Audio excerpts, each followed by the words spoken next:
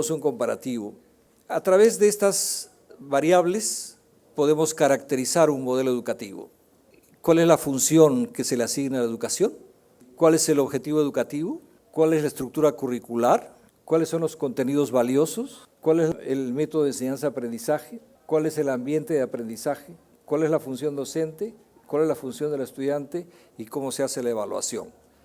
Pero en los años 50, ¿cómo podíamos describir la concepción vigente cuando estábamos estudiando nosotros? ¿Qué entendíamos por la función de la educación? Había una diferencia entre instrucción y educación, ¿no?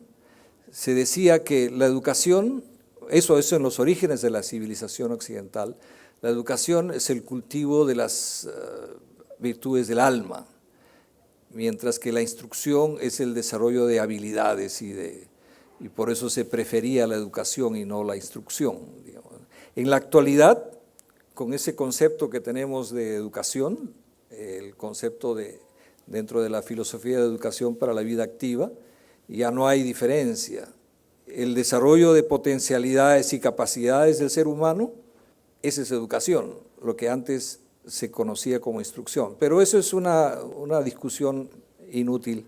En la actualidad, entonces, la función de la educación es acrecentar las potencialidades y capacidades del ser humano para que pueda realizar mejor lo que se propone.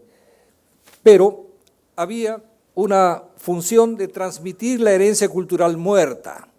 Eso era, el objetivo era esos contenidos de la cultura, transmitirlos igual de muerto, igual de sin aplicación. El objetivo educativo era la enseñanza teórica de ideas, conceptos, datos e informaciones de determinadas áreas del saber. La estructura curricular estaba organizada por cursos unidisciplinarios con objetivos independientes uno de otro. Los contenidos correspondientes al cuerpo de conocimientos de determinadas disciplinas científicas, tecnológicas, humanísticas o artísticas. El método de enseñanza-aprendizaje era la presentación teórica de contenidos con el propósito de acumulación memorística. El ambiente de aprendizaje ideal era el salón de clase o la cátedra. La función docente era de enseñante. La función del estudiante, receptor pasivo de informaciones. Y la evaluación era por repetición memorística de ideas, datos, informaciones, en el mejor de los casos. La mayoría era simple repetición de informaciones memorizadas. Y si esto lo comparamos con el modelo educativo de Senati, la función entonces es acrecentar las potencialidades y capacidades para la vida activa.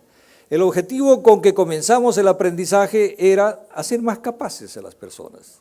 El objetivo educativo entonces era desarrollar competencias, ahora denominadas competencias, aquí entonces capacidades o habilidades para el trabajo. La estructura curricular no está organizada por materias o áreas del saber, sino por módulos formativos interdisciplinarios.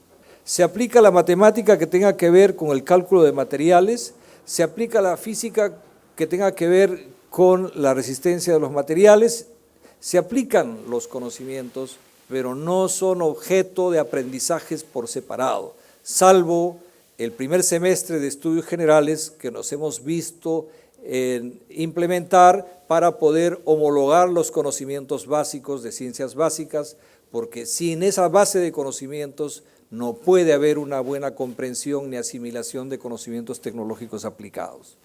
Los contenidos entonces son conocimientos, habilidades, actitudes y valores necesarios para el desempeño de determinadas actividades humanas. El método de enseñanza-aprendizaje es facilitación de experiencias teórico-prácticas de aprendizaje investigativo vivencial. Ambiente de aprendizaje ideal, talleres y laboratorios, situaciones reales de trabajo. ¿Por qué tienen que ser situaciones reales de trabajo?